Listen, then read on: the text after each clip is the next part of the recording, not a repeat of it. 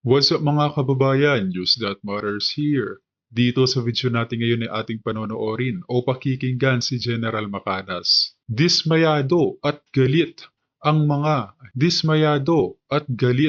ating mga kasundaluhan na lumalaban sa West Philippine Sea. Paano ba naman kasi mga kababayan? Sila mismo ang nagsabi na tila'y tahimik at walang aksyon ang ating presidente na si Bongbong Marcos patungkol dito. Nakitang-kita sa video kung paano hinaharas ang ating mga kasundaluhan pero ni isang suporta o salita man na galing sa Malacanang wala tayong nabalitaan. Kung kaya naman hindi maiwasang isipin ng ating mga Marines na pinapabayaan na lamang di umano ang mga ito na sumabak sa tensyon at walang suporta na galing sa ating presidente. Pero bago ang lahat mga kababayan, huwag niyo po sana kalimutang mag-like at subscribe para updated ka sa mga uploads ko araw-araw. At yun na nga mga kababayan, hindi nga maiwasang mag-comment din ng mga general sa pagiging tahimik ni BBM sa nangyaring tensyon. Kung kaya naman hindi ko na patatagalin pa, ito na ang buong video. The question is quite valid, and until now, the Commander-in-Chief, Presidente, has been silent. No troops visit, no comment, Grabe. and no ironclad posturing. Ano? Kaya nga. Bakit tahimik ang Commander-in-Chief? June 17 nung nangyari, nung una nga lang, yung lang balita na gentleman's agreement. Wala nga tayong nabalitaan Morrison. Ito pa kaya? Muntik nang nagkaputukan. Tapos, sobrang tahimik. Bakit wala na siyang salita? So, hanggalang pamidya yang si BBM, General Macanas. Kulang na kulang nga sa aksyon Sa agrikultura nga, hindi nga magawang ayusin. Paano pa kaya yung lumulubhang kaguluhan sa West Philippine Sea? sumagot si General De Leon kay Professor Tiquea. Sabi niya, my guess is they are now in a quandary on how to temper the anger. The next Aurora mission is very critical. Tama. Natataranta na sila. Kasi alam nyo yung mga Navy sailors natin, yung Navy fragment, they're one of the best. Well trained yun. Yun po ang katumbas ng Navy SEAL sa US. Pina-escort sila, kailan siguro, with a very specific instruction na do not fire. Ganon. O huwag kayong mag-escalate ng tension. Kaya pagdating ng mga Chinese Coast Guard na itak ba o palakol, baton, wala lang. Pinagpapalo sila, walang magawa yung mga Navy fragment natin, Special Operations Group. And I'm sure masakit sa kalooban nila yung nawalan sila ng armas. Hindi pwedeng i-surrender mo yung armas. Malala nyo sa Golan Heights ba yun? Noong 2015, ang Chief of Staff noon si General Katapang.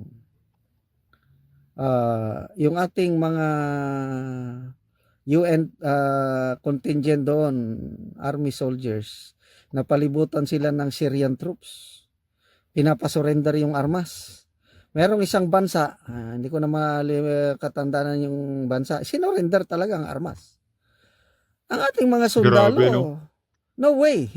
Tapos ang instruction din ng AFP leadership, make a way for you to escape. Do not surrender.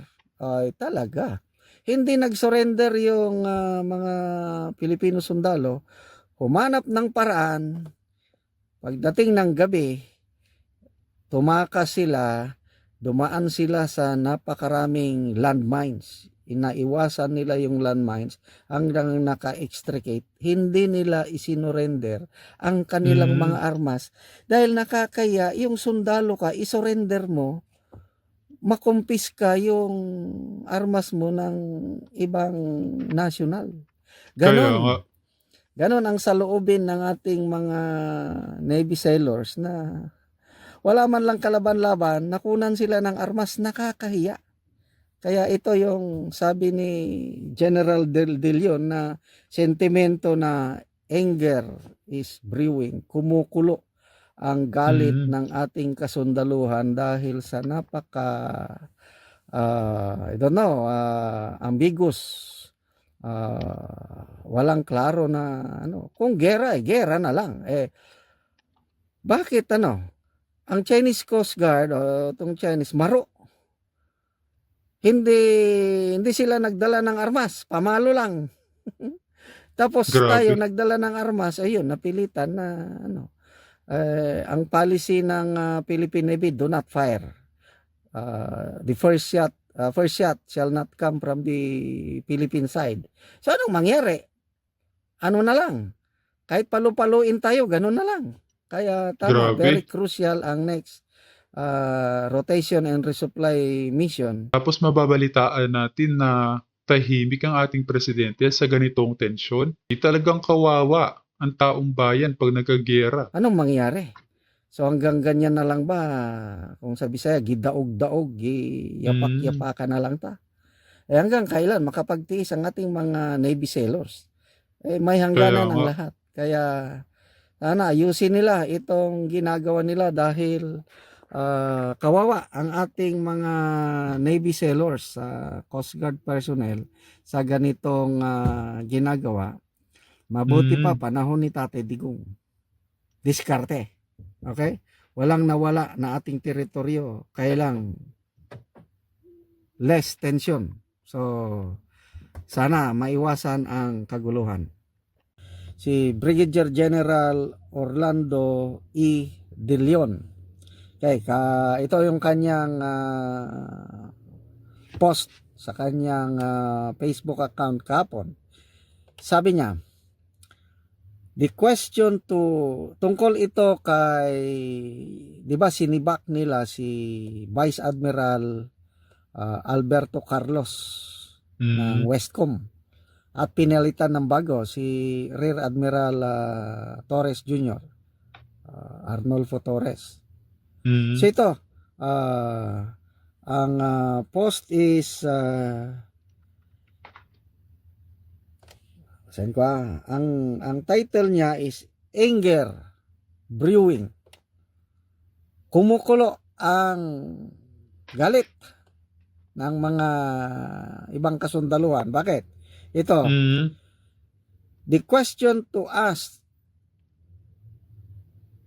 to the Chief of Staff and his Board of Generals and the Department of National Defense is, why was Vice Admiral Alberto Carlos Westcom team removed and disrespected for performing more than 20 successful rotation and resupply missions from January 2022 to March 2024, while no one is getting the axe for this recent epic failure or fail.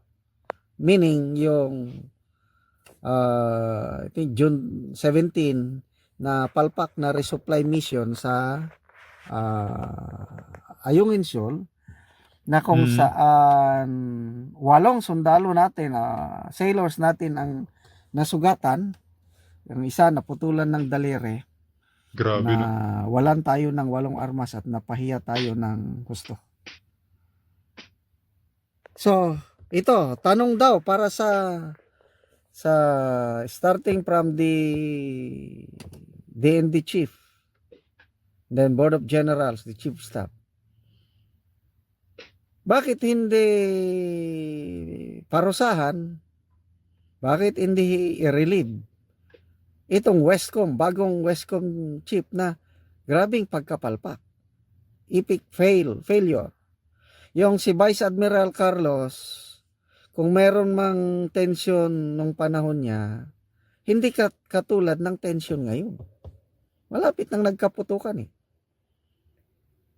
So, 20 successful missions panahon ni Vice Admiral Carlos. Nang dahil lang sa isang phone call, recorded phone call, Mm. Sinibak siya na unceremoniously. Pinalabas lang na personal leave, kaya lang hindi, sinibak eh. So yun, nagtatanong nga lang naman, kilala ko itong si retired General De Leon, classmate ko ito sa Command and General Staff Course noong 2003. May prinsipyong Marine officer ito. Noon nga ang panahon ni President Gloria Macapagal Arroyo, ano siya, sasalita pa, kaparehas silang dalawa ni may paninindigan ni Medal of Valor awardee Colonel Ariel Kerubin. Basta tama, ipinaglalaban at kaya ito, nagbo-voice out ng opinion si General Orlando De Leon. Okay,